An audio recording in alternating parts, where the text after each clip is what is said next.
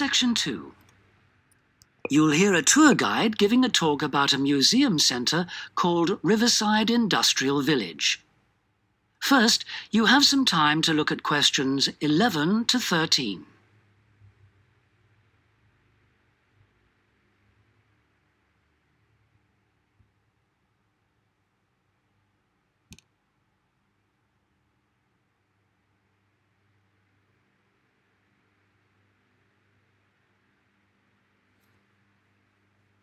Now listen carefully and answer questions 11 to 13.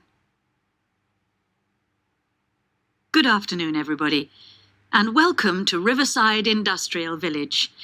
To start your visit, I'm just going to give you a brief account of the history of the museum before letting you roam about on your own. I won't keep you long, okay? Now, from where we're standing, you've got a good view of the river over there.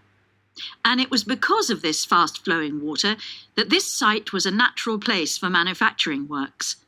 The water and the availability of raw materials in the area like minerals and iron ore, and also the abundance of local fuels like coal and firewood, all made this site suitable for industry from a very early time. Water was the main source of power for the early industries, and some of the water wheels were first established in the 12th century, would you believe? At that time, local craftsmen first built an iron forge just behind the village here on the bend in the river.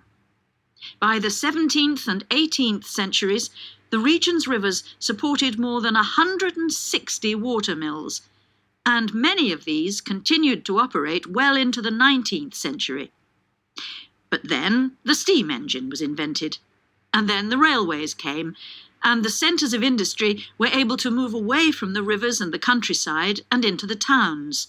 So industrial villages like this one became very rare. So that's the history for you.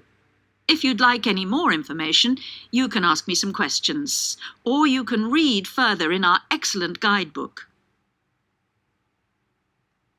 Before you hear the rest of the talk, you have some time to look at questions 14 to 20.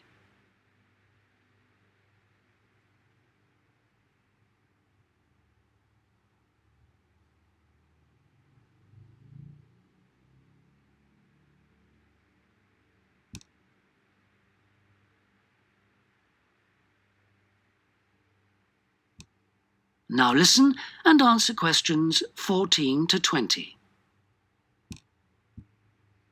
Now, I'm going to give you a plan of the site, and I'd just like to point out where everything is, and then you can take a look at everything for yourself. I've already pointed out the river, which is on the left, and of course, running along the bottom is Woodside Road. Got it? Okay, now, we're standing at the entrance. See it at the bottom? And immediately to our right is the ticket office. You won't need that, because you've got your group booking, but just past it are the toilets. Always good to know where they are. In front of us is the car park, as you can see, and to the left, by the entry gate, is the gift shop. That's where you can get copies of the guide, like this one here. Now, beyond the car park, all the buildings are arranged in a half circle with a yard in the middle. The big stone building at the top is the main workshop. That's where the furnace is, and where all the metal was smelted and the tools were cast, as you'll be able to see. Now, in the top right-hand corner, that building with bigger windows is the showroom, where samples of all the tools that were made through the ages are on display.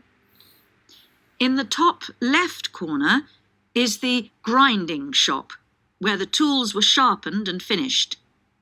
And on one side of that, you can see the engine room, and on the other is the cafe, which isn't an antique, you'll be pleased to know, though they do serve very nice old-fashioned teas. The row of buildings you can see on the left are the cottages. These were built for the workers towards the end of the 18th century, and they're still furnished from that period, so you can get a good idea of ordinary people's living conditions. Across the yard from them, you can see the stables, where the horses were kept for transporting the products. And the separate building in front of them is the Works office, and that still has some of the old accounts on display. Right, if anyone wants a guided tour, then I'm starting at the engine room. If you'd like to come along this way, please, ladies and gentlemen. That is the end of section 2. You now have half a minute to check your answers.